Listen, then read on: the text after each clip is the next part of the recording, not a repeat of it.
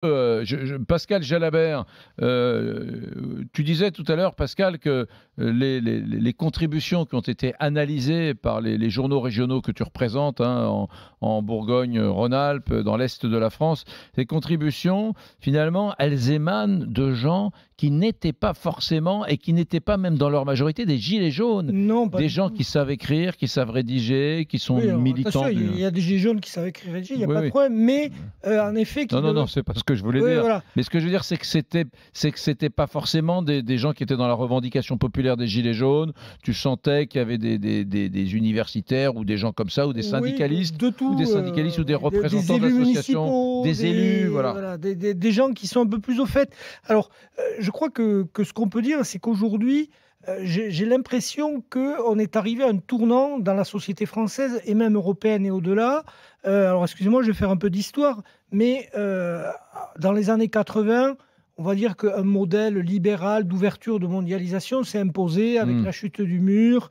Donc, on a un peu tout débridé et on a laissé l'individualisme s'imposer, etc. Et aujourd'hui, on est un peu au bout de ce modèle. Et quel est le mot qui revient dans ses contributions, qui revient dans la campagne européenne et que le président Macron a utilisé dans cette lettre aux Français? C'est protection.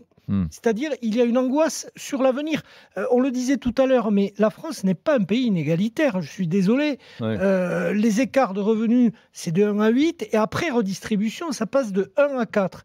Quand il y a 100 euros d'impôts de charges de contribution, il y en a 45 qui sont versés pour les retraites, 25 pour la santé, et le reste est tellement élevé qu'on est obligé de faire le déficit. C'est terrible parce que les gens se font baiser sans arrêt Voilà. par le discours Donc, de la France insoumise, voilà. qui dit ouais, injustice fiscale, injustice fiscale. Alors, non, c'est pas vrai. On est le pays le plus juste On fiscal. est le pays le plus juste fiscalement. Le moins injuste, on va dire. Et celui qui corrige les inégalités sociales. Donc le défi aujourd'hui, c'est de maintenir ce modèle et en effet de réduire des inégalités que le modèle mondialisé va creuser. Donc on est à ce tournant et c'est un peu ce que nous disent l'ensemble des contributions. Moi du moins, c'est la seule synthèse que j'en fais. C'est historique, c'est compliqué et moi je vois mal quelles mesures vont permettre d'amortir tout ça, parce qu'on ne peut pas faire plaisir à tout le monde.